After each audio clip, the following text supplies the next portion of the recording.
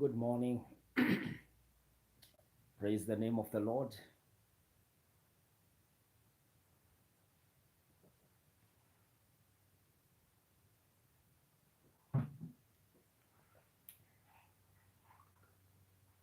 Welcome this morning. We are on our day three of prayer and fasting by the grace of God. And I welcome all of us this morning that we can share together and pray together by the grace of God for the few minutes that we have ahead of us.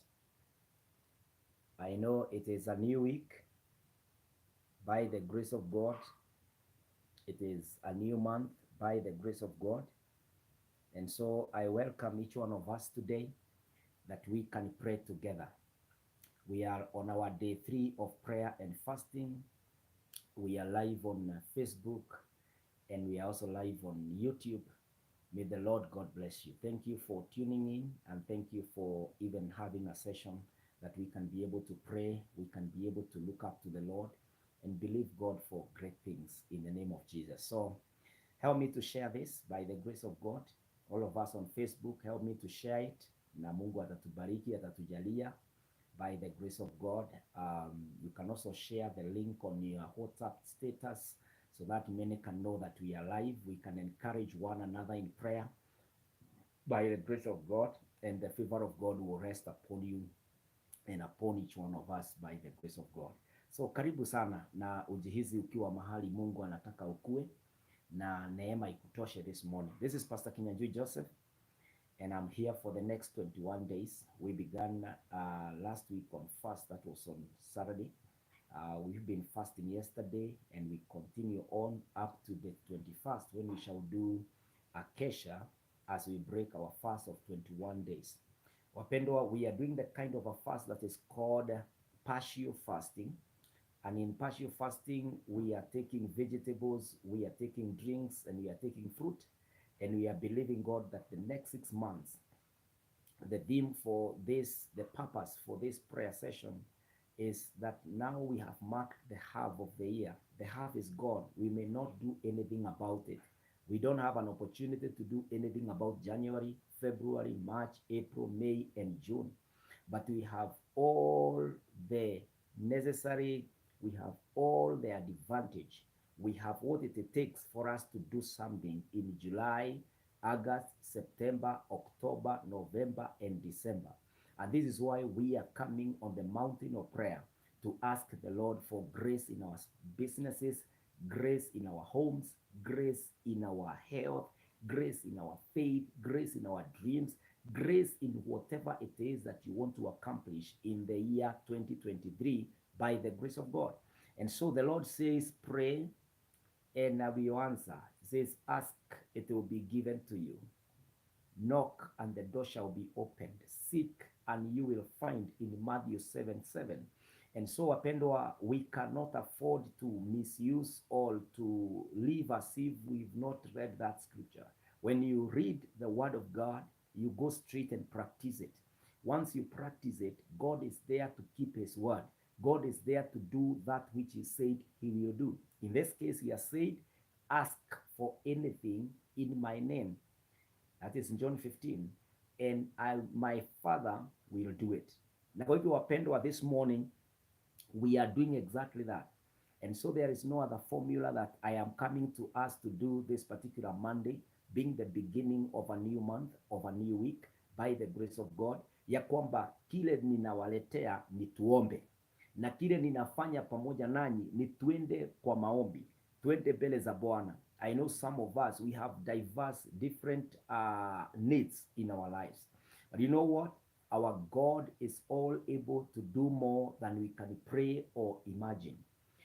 Report at your place. The place of the child of God is the place of the knees, the place where you kneel down, you cry, you sob in the Lord, you pray, you call upon the name of the Lord, na Mungu atajionyesha. Najua ya kwamba wengine wetu hapa ni wazazi. Our children have just reported back to school after half term.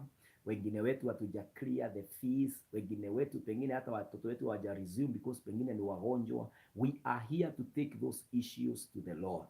Wengine wetu hata washarudi, hatuna shida ya hawasi wagonjwa na hatuna shida ya school fees, lakini pengine tuko na shida ya hatujui wanaenda kupata nani, hatujui kama wanaenda kusoma tabia baya kwa watoto wenzao, hatujui who is an enemy to our children.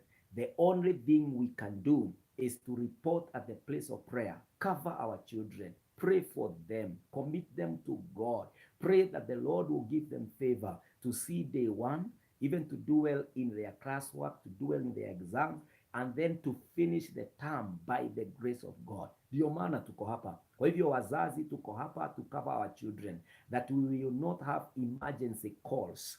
Hatutakosa kasi ati kwa sababu umeitiwa mtoto shule amegonjeka, umeitiwa mtoto shule kwa sababu hata haeleweki yako na nini. By the way, I found out that hata watoto wadogo wanashikwa na depression na magonjwa mengine ya mapepo. Unakuta mtoto amekuwa na condition throughout. We can pray about these issues before God. You know, prayer, and I said as we began last Saturday, that prayer does not make things easier, but prayer makes things possible. Our faith does not make life simpler, it makes life possible. And so when we come to the place of prayer, Mpendwa, we are coming to declare that our God is in charge. Greater than who we are is in charge, and we can be able to actively involve God in our lives by prayer and by coming to our knees and committing every detail about our lives to the Lord. And so being our first week of prayer and fasting, for we have 3 weeks, that is 7 days, 7 days, 7 days, 21 days. Our first week, we want to pray that the Lord will help us personally, that the Lord will attend to us at personal level, because it is after I am helped that I can become helper to others, that I can become help to others by the grace of God. Na kama wewe hauko sawa, if I'm not healthy, I cannot be able to lift someone ambaye anahitaji kuinuliwa kutoka chini. If I am not enabled financially, I may not be able to help somebody ambaye ako in a financial ditch or need, siwezi kumsaidia. Kama mawazo yangu is not stable, I may not offer guidance and counsel that is required. And so as we start off the mountain of prayer, I pray that you go for yourself from the hand of God on the mountain of Jehovah. You go before God and you tell the Lord, Father, your daughter is here. Your son is here. Ahead of me is 6 months, July, August, September, October, November, December. Time is so much spent. January is gone, February is gone, March is gone, April is gone, May is gone, June is gone. I have no privilege of doing anything about the past 6. But now, oh God, put me in a place of advantage. Help me, Jehovah, that I will conquer in the coming 6 months by the grace of God. That is our prayer this morning. That is our prayer this week on the mountain of the Lord. And so every time I come for this 1 hour, 9 to 10, I will be encouraging, motivating, I will be pushing us towards getting to the Lord on the mountain for our personal betterment, for our personal benefit, for our personal growth from where we are to the next level by God's grace in the name of Jesus. And so, Apendwa, kindly I'm asking us to share this. Help me to share this, that we can be able to draw as many people as possible right now, ili tukaweze kuomba pamoja. If you share, let me know that you have shared, na Mungu atakubariki, atakujalia, na neema itakutosha katika jina la Yesu Kristo. If also I'm clear and audible from your end, let me know, ili tuwe wa baraka, uwe baraka kwangu, niwe baraka kwako, na Mungu wetu atujalie na hiyo baraka in the name of Jesus Christ. Let's pray. Father, in the name of Jesus Christ, I pray for my brothers. I pray for my sisters this morning. We are on day 3 of prayer and fasting, and we come, oh God, that we may achieve our personal growth. We come, oh God, that we may become who you made us to be, oh God. Now I pray, Jehovah, as we pray about the next 6 months of the year 2023, that Jehovah God, it shall please you to receive our prayer. It shall please you to allow the answers of this prayer to come to pass in the name of Jesus. Our hope, our faith, our trust Lord is on you, Lord God Almighty. Si ukatutembelee Bwana, si ukashuke na ututendee katika jina la Yesu Kristo. Naomba na wapendwa ambao wamefinywa na maisha, naomba na wapendwa ambao wamepitia majuto na hali zao za maisha ni ngumu. I pray now in the name of Jesus, my God, come through for us. Take away these burdens, Almighty God, that we can be in the speed that is required to attain and to get to where you want us to get in the name of the Lord. My Father, if there is anyone sick here, heal them in the name of the Lord. If there is anyone uncomfortable and desperate and disappointed, my God, take away that feeling of depression in the name of Jehovah God. Kama kuna yule ambaye hata hajui kazi iko wapi kwa sababu amepoteza biashara, amepoteza kuajiliwa, I pray now, my God, come through for your people in the name of the Lord. Naomba ya kwamba maombi haya ya siku 21 hayatakuwa tu maombi, lakini Bwana kutakuwa na maushuhuda na tutakuwa mashahidi ya vile Bwana anatenda katika jina la Yesu. My God, we refuse to be manipulated by life and by enemies of life. My God, we get our lives directly from you, oh God. You who have ordered our lives, oh God, we come to you and we want our lives patterned after your will,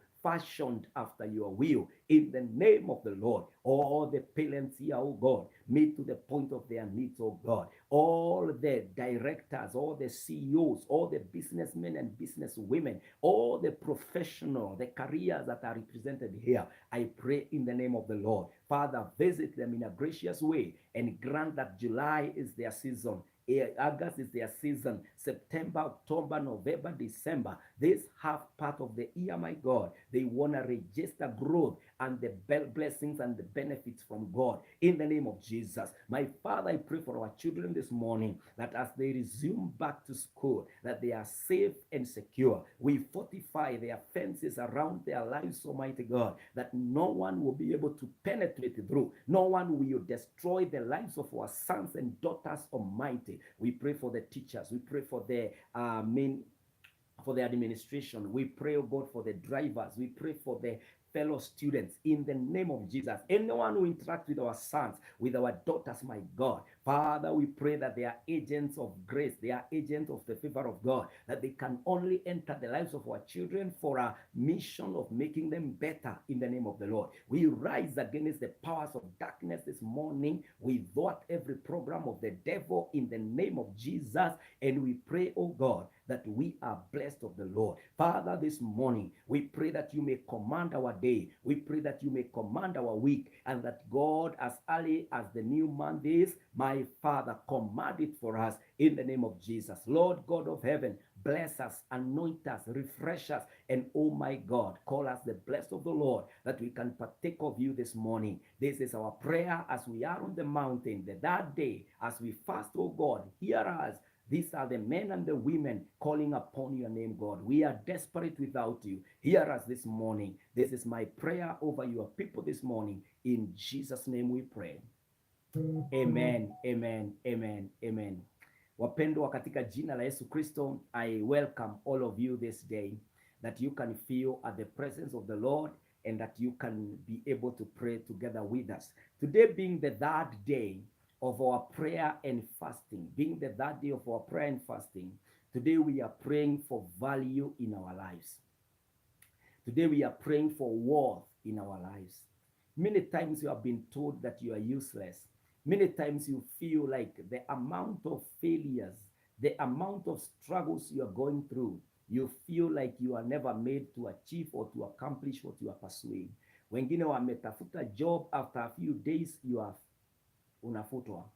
After a few months of your business unaifunga. After a few months of struggle unaanguka tena. Hata wengine ni miaka na unajiangalia hivi unaona I was made for nothing.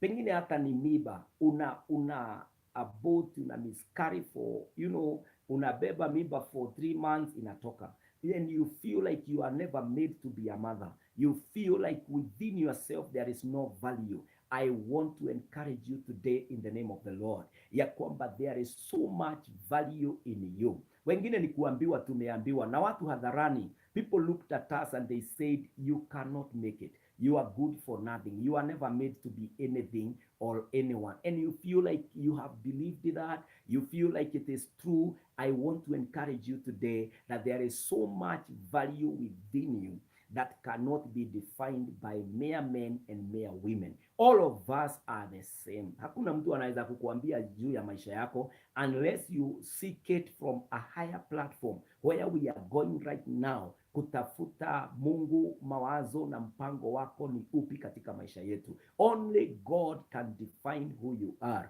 not things, not the job, not the days. It is not even the season. It is the Lord who defines who you are and who we are this morning. And so as I come to you with all humility, even praying about myself, I'm not leading you to fast. I'm also fasting because I am in desperate need of who I am. I want to see God make himself known to me, make his will known to me in the name of Jesus. Na ndio maana every time I come on a fasting call, I'm asking all of us that we can rise to the mountain of the Lord, that we can pray together, we can believe our God together, and look forward to what the Lord can do in the name of the Lord. Are you satisfied, by the way, by how your business is doing?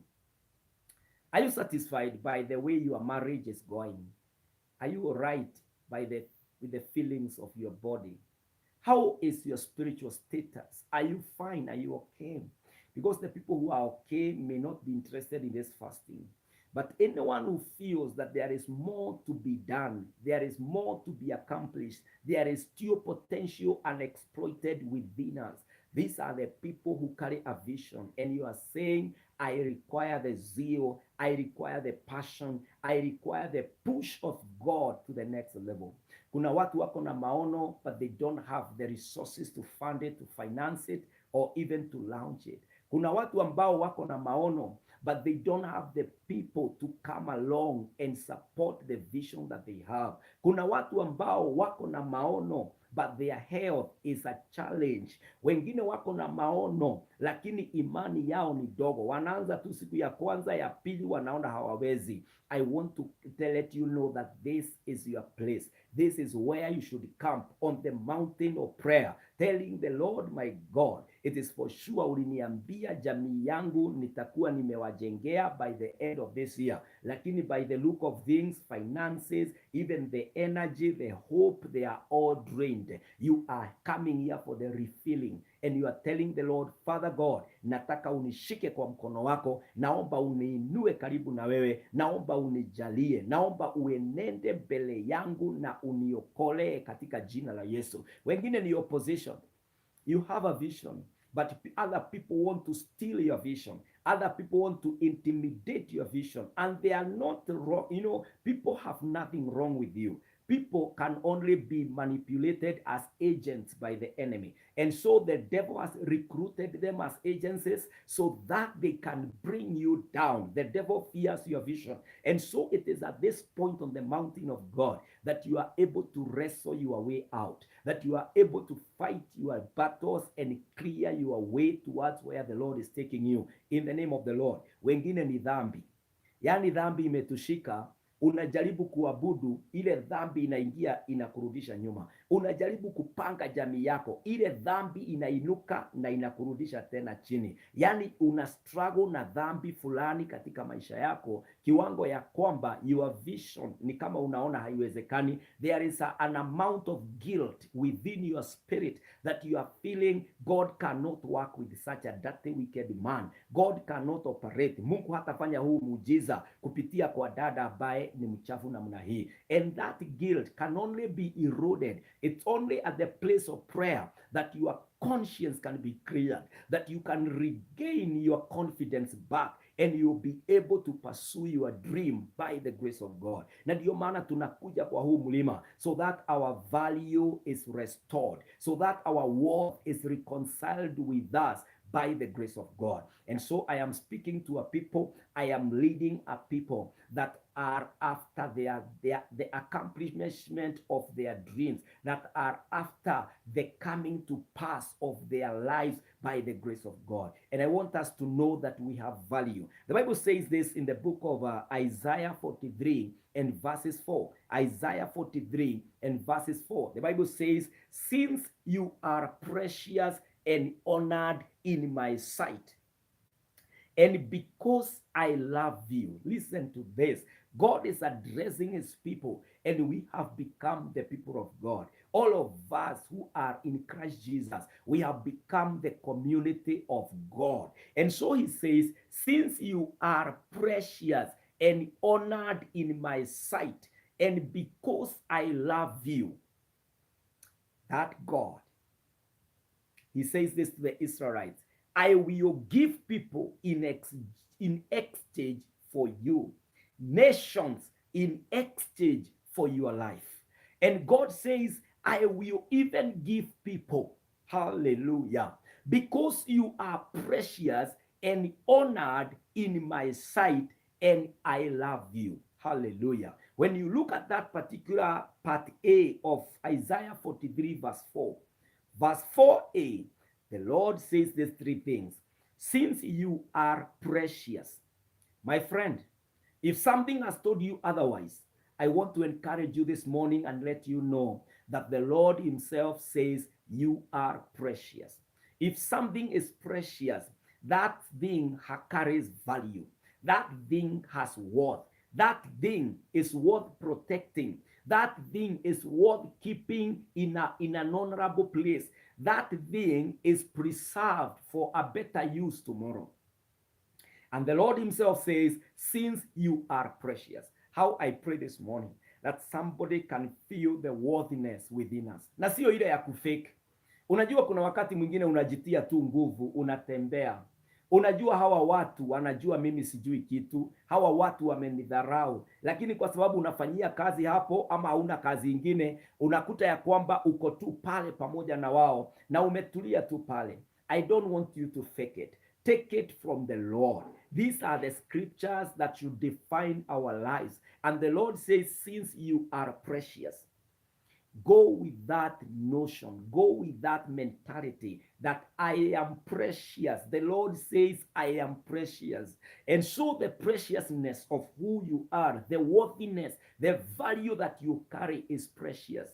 Mpendwa, this morning, I want you and I pray that when you go before the mountain of the Lord, you are telling the Lord, Father, reconcile me with preciousness, reconcile me with worthiness, reconcile me with value. You have said that I am precious. I refuse to be told otherwise. Unajua magonjwa yakitushika yanatuambia now we are subject to death, we will die, ya kwamba pesa yote itaisha. Na when fear is within us, uoga unapoingia ndani yetu, uoga, kesho tutaombea kuhusu uoga, tutaondoa uoga katika miezi hii 6. Mungu atuelekeze na atuongoze. Kwa nini? Because we carry value. Today we are praying about the value in our lives, the value that the Lord says we carry and we have. It must be exploited. It must shine. It must open the doors for us to achieve the dream, to achieve whatever the Lord said we will achieve by the grace of God. It is at the place of prayer that we wage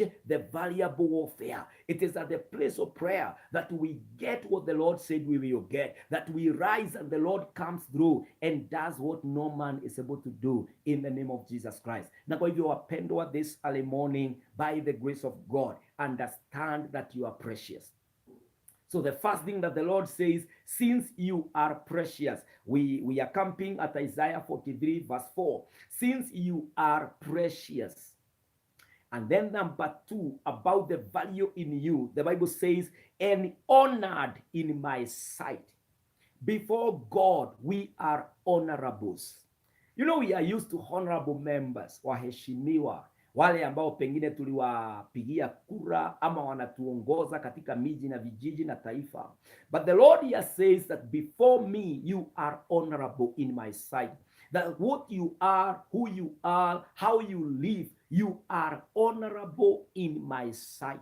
When we appear on this mountain of prayer, when we come to God on this mountain of prayer, I want to let somebody know today that our presence is honorable, that our God ni kama mheshimiwa akitembea kwako, ama atembee kwa ofisi yako, kwa kampuni yako, kwa biashara yako, atembee kanisani, ama atembee mahali popote pale kwa mkutano wa hadhara, lazima huyo mheshimiwa heshima yake iwekwe, kiti chake kiwekwe, wakati wake utengwe katika utaratibu wa program, lazima awe ameheshimika. And the Lord says, you are honorable in my sight. My friend, your prayer never goes to nothing. When you call, our God is there to answer your call. There is no missed call in prayer. There is no ignorance when you call. A prayer call, God is there to receive it and to answer you. My friend, Jeremiah 33 verse 3 says,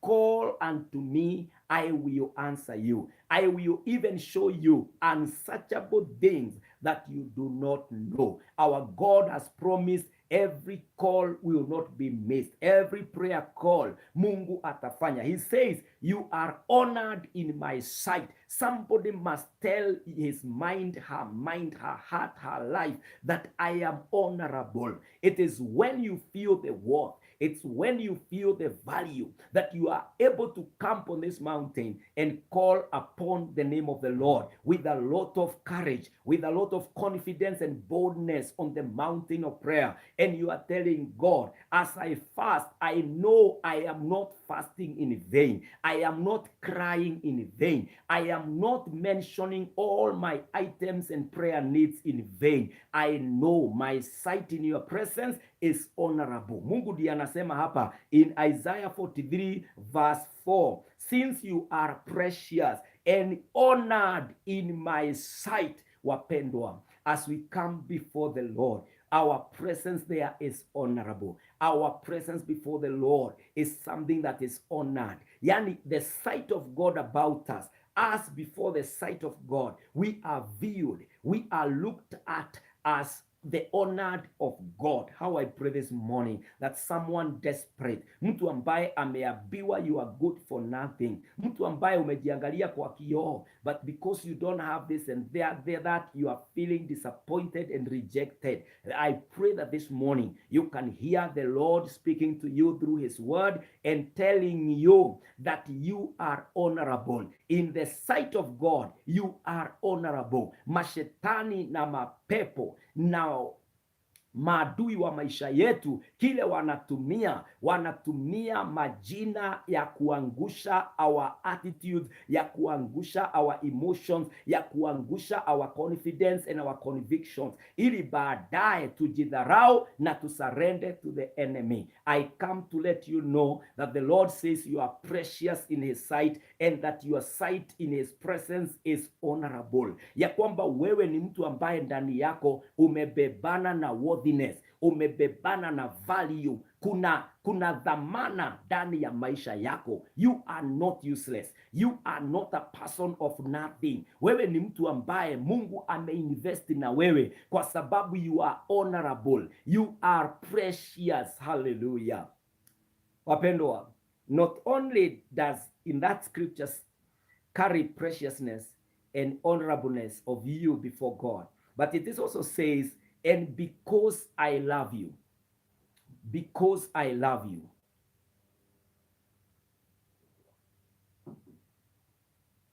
Na kwa sababu ninakupenda. My friend, how many people have told you that they love you? Ni watu wangapi asubuhi ya leo tuseme for example, amekupigia tu simu hivi akasema I love you, ama akienda kukata hiyo simu akasema bye I love you? Ni watu wangapi? Na ni watu wangapi watafuatilia their word of I love you, ninakupenda? Ni wangapi watafuatilia hayo maneno na wa make sure hayo maneno yamebea fruit? A few, ama pengine hakuna. People are so selfish, but the Lord says because I love you. Do we know the love of God? Yes, we do.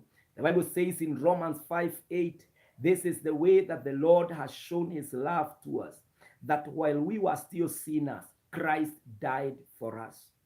Do we have another scripture demonstrating God's love? Yes.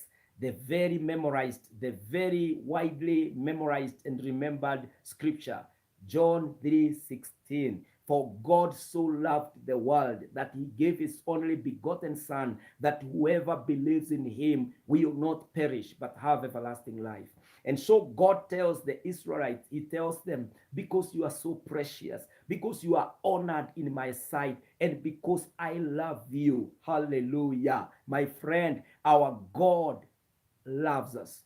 Our God is our lover. Our God knows us as the people he loves. Na kwa hivyo mpendwa, asubuhi ya leo, as you go up this 21 days of prayer and fasting mountain, be encouraged that you are facing the lover of your life, the lover of your heart, the one who treats your life as precious, the one who when you appear before him, he takes you as honorable. Anajua haukuji mchezo, anajua hajakuchukulia kwa mzaha, anaelewa wewe ni nani. Na kwa hivyo mpendwa, asubuhi ya leo katika jina la Yesu, on our third day of prayer and fasting, be encouraged that your presence in the presence of God is honorable. It is honored. You will be honored. I'm telling you, my friend, when God, and you know who God is, wapendwa, God is the King of Kings.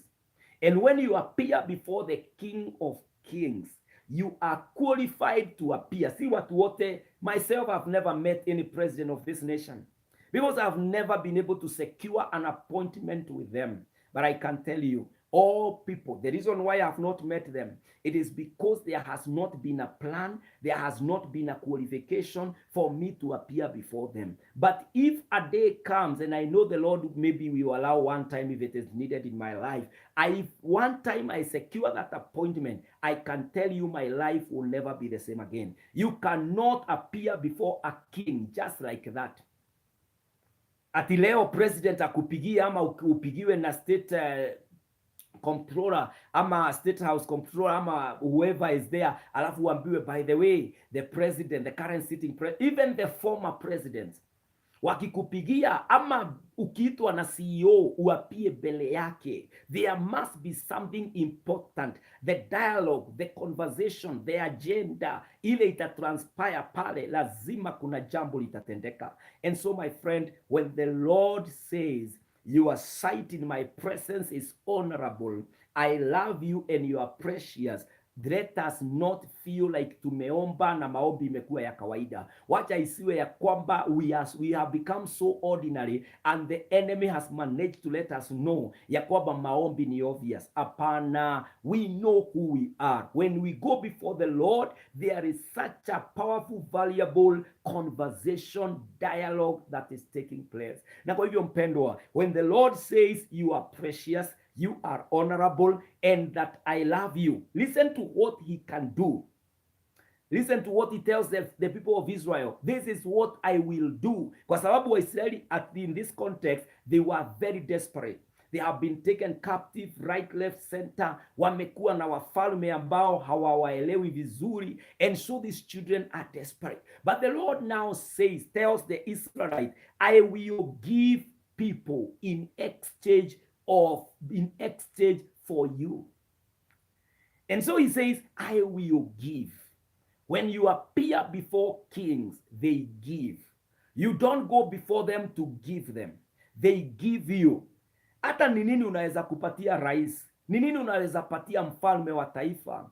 Watu wale ambao nimeona wakipeana zawadi, wanaenda wanapeana tu kamchongo fulani, wanapeana maybe some artwork, pengine wamemchora na pencil, wanampatia kitu ambaye pesa yake ni kidogo sana ya kuatia na, something that ukiangalia tu hivi, huyo mtu hata ichukua kwa sababu hawezi ipata, hata ipokea kwa sababu hawezi nunua. My friend, tukiappear before kings, we are going there to receive. We are going there to be blessed. We are going there for a change of our lives. We are going there because life inahitaji uzito wa yule mtu ambaye yuko na uwezo. Wakati tunapanda kwa huu mlima, ni kwa sababu tunamwaminia Mungu mambo yote ya miezi 6 ijayo. Ni kwa sababu tunajua Mungu anaweza kuangusha kansa, anaweza ondoa asthma, anaweza ondoa depression, anaweza ondoa that particular deni ambayo karibu uwe auction. Mungu anaweza ondoa mawazo mengi ambayo unapitia. Mungu anaweza rudisha uhai kilichokufa, ndoa ambazo zimezama anaweza kufanya zirudi, kile umepoteza Mungu anaweza kufanya ukipate back, kwa sababu ni mwaminifu. When we are going on this mountain, my friend, we are appearing before the King of Kings and the God who is all able to make all things work out for us in the name of Jehovah God. And so I am encouraging someone desperate somewhere. Pengine umeingia kwa hiyo biashara, there is no hope. Umeingia kwa hiyo ofisi, there is no hope. Umeamuka ujui uende wapi. Maybe even the cash flow haiko. I am praying with you today that Jehovah Almighty, ambaye tumepanda mlima wake, na yeye ndiye ametuahidi, I shall supply all your needs according, hallelujah. He is going to sponsor, he is going to finance, he is going to fund you by the grace of God. Whatever it is that you require this morning, this God in whose mountain we appear. Na anasema, since you are precious, since you are honored, and I love you, I will give people in exchange for you, nations in exchange for your life. Hallelujah. Praise the name of the Lord. Did you know God did not say, I will give money. He did not say, I will give cities. But he says, I will give people in exchange for you. Everything that God does in our lives, he uses the people. Because people are the agents of God. When God left the world, he left it in the hands of people. He told Adam and Eve, take charge of the world, run my economy on earth. And God shall use people in our lives. God shall send people to attend to us. What you require today, it will take a man, it will take a woman, it will take that child, it will take foreigners, it will take people from different parts of the earth. They will come, they will be rallied behind you by God. We call them destiny helpers. We call them the agencies of God.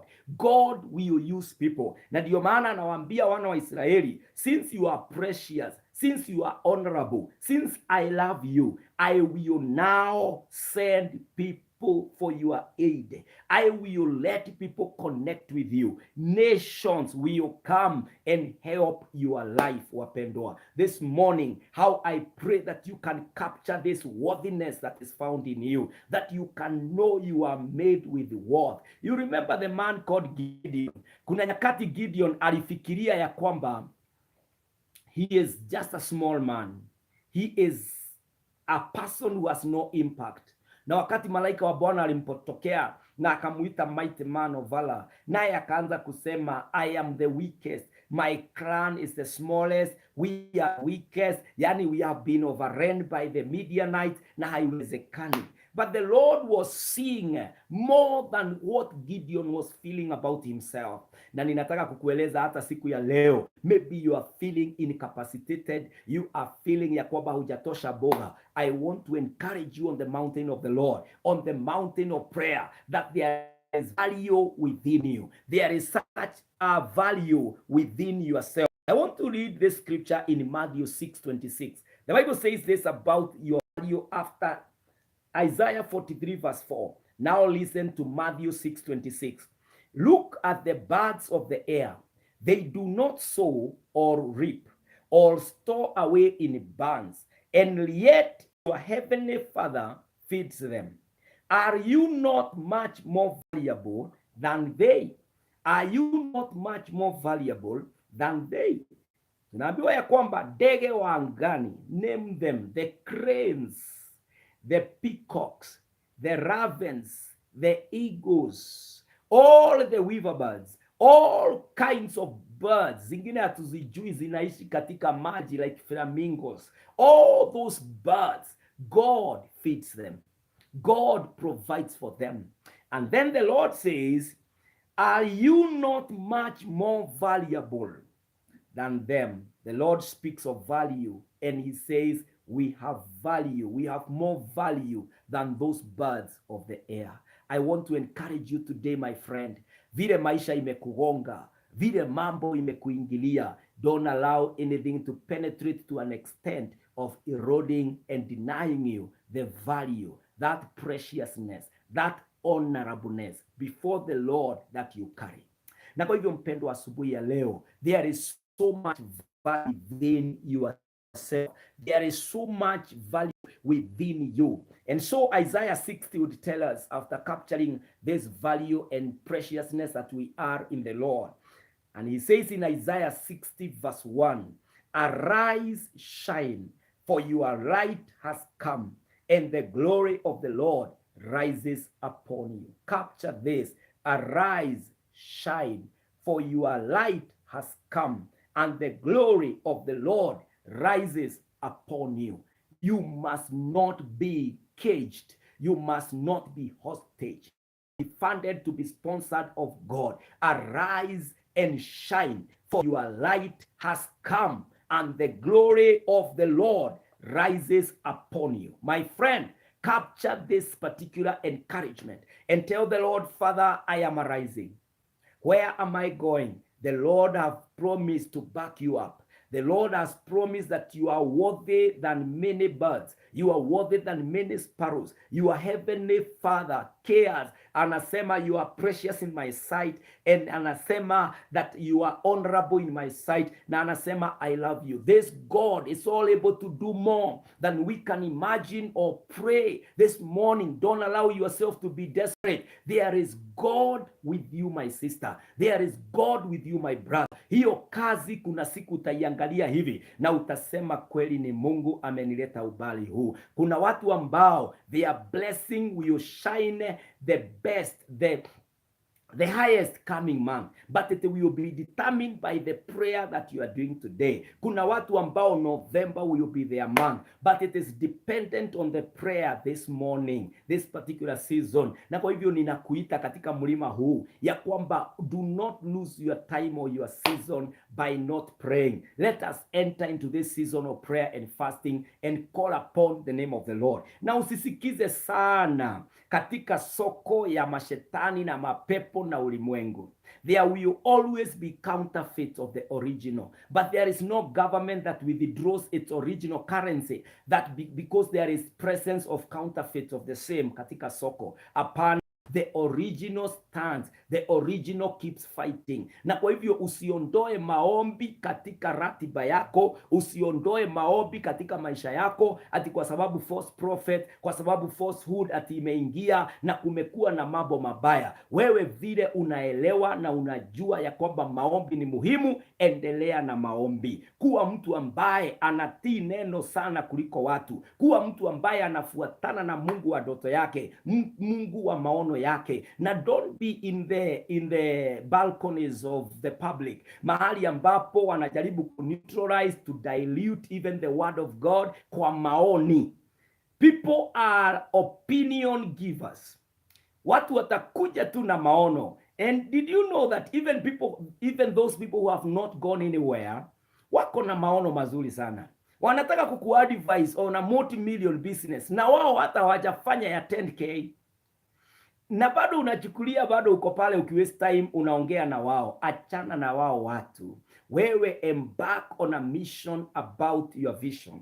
You are a man, you are a woman who have no luxury of time. You must accomplish and achieve a lot of things. If you are single today, your family is awaiting you in the future. If you are a family man today, tomorrow your children will be leaving you. How will be your old age? My friend, if you are in business today, tomorrow a better business will be founded. How will yours withstand it in the market na uendelee kufanya faida? Lazima tujiulize, how is our tomorrow? Ndio maana leo we are preparing, we are investing in today because we know tomorrow it it will ask of today, just like today is asking of what we have done yesterday. Ndio maana tunaangalia miezi 6 iliyopita na tunasema hayo wachana, tuache nayo, kwa sababu hatuwezi fanya anything about it. Lakini sasa tuangalie miezi 6 iliyo mbele yetu, tumwaminie Bwana ya kwamba atashuka, atatenda na atajidhihirisha. Mine is to encourage you that you appear before this God,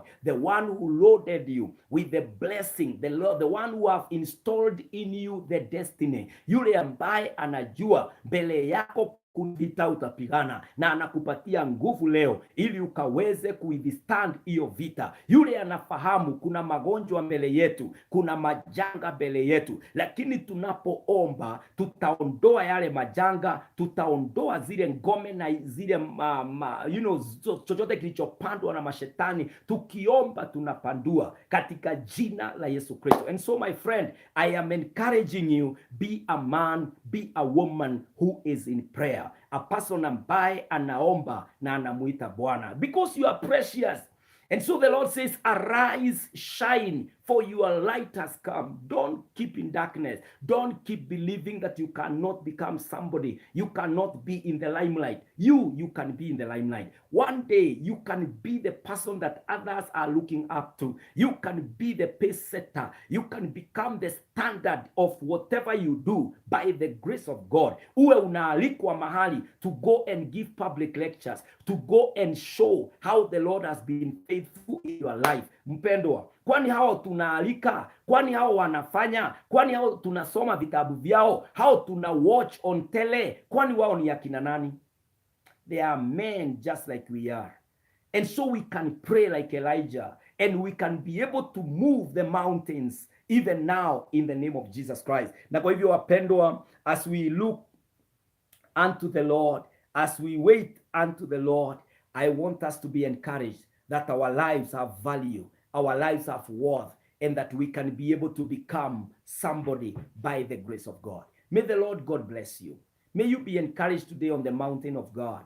I'm saying that this week we are praying for the value of our lives to be effective, to be exploited, to be shown for what it is.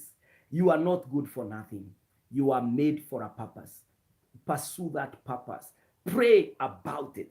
Kama ni katika doa yako, omba that the value of your marriage, the value of your relationship will be demonstrated in the name of Jesus. If it is about your work, your job, pray that there will be value of what you do. Sio kwenda kufanya tu hasara, sio tu kufunga hii kufungua hii, sio tu kutukania pesa. Hapana.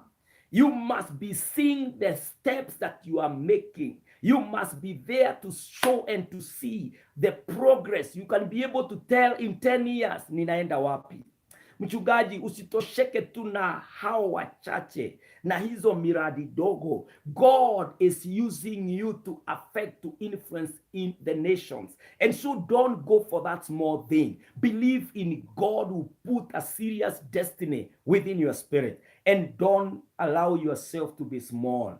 Allow yourself to grow, to expand, and to become the proportion that God made you to be in the name of Jesus. Na kwa hivyo leo ni siku yetu ya 3 ya kufunga na kuomba. The kind of fasting we are doing is the partial fasting. We are taking vegetables, we are taking fruit, and we are taking beverages, and we are calling upon the name of the Lord all the way to 21st of July by the grace of God. Lakini kama unakunywa madawa, you can continue with the medication from the doctor, the prescriptions zile amekupatia, but make sure you are praying. Make sure you are calling others to tell them, let us pray to take over the next 6 months so that we can be able to be and to do and to get where God wants us to get in the name of Jesus. May the Lord God bless you. Na neema yake iwatoshe. Father, in the name of Jesus, we thank you and we bless you.